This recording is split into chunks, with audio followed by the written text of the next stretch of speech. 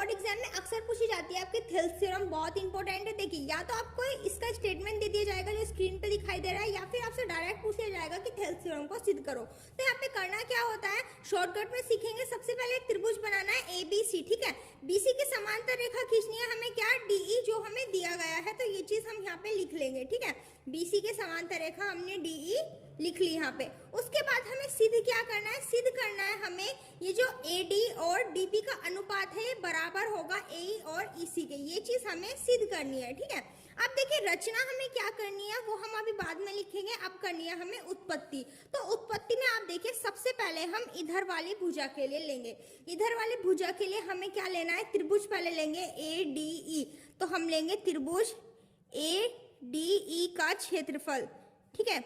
उसके बाद हमें क्या करना है, बटे लेना है हमें, यहाँ पे हम इसको B को E से मिलाएंगे, ठीक है। मिला दिया और E से एक लंब डालेंगे AB पे। रचना में ये लिखना है कि हम लिख देते हैं कि हमने AB पर एक लंब डाला,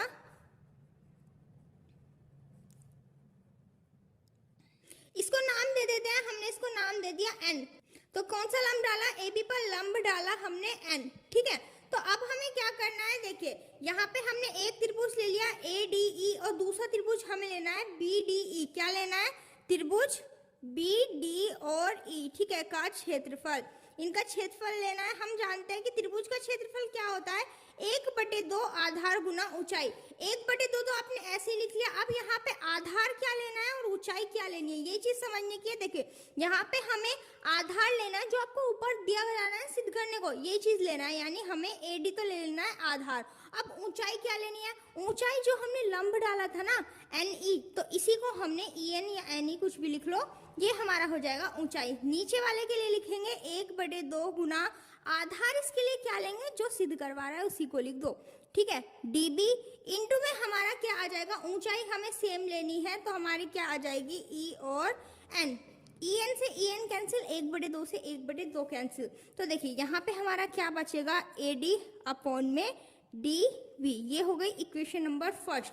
अब हमें क्या करना है, अब हम लेंगे इधर वाली भुजा में, देखो ऊपर वाला तो हमारा सेम ही रहेगा, तो हम क्या लिखेंगे, ADE का क्षेत्रफल, ठीक है। उसके बाद हमें क्या लेना है, बटे फिर हम क्या करेंगे, हम यहाँ C को D से मिलाएंगे या D को C से मिलाएंगे, ठीक है। मिला दिया और एक लंब हम D से यहाँ पे डालेंगे जिसको नाम देंगे M, दे दिया। अब यहाँ पे हमारा क्या बन जाएगा, CED, ये वाला ले रहे हैं ना CED, तो हमने लिखा है यहाँ पे CE और D का क्षेत्रफल, ठीक है। इसका क्षेत्रफल लिखेंगे तो क्या आ जाएगा, देखिए यहाँ पे ऊपर वाला हमारा होगा 1/2, आधार क्या लेना है जो ऊपर दिया था, क्या दिया था AE। ऊंचाई हमें क्या लेनी है, जो हमने लंब अभी डाला है DN, ठीक है, सॉरी DM अपॉन में 1/2 आधार क्या लेना है जो सिद्ध करवा रहा है उसी को लिख दो, ठीक है।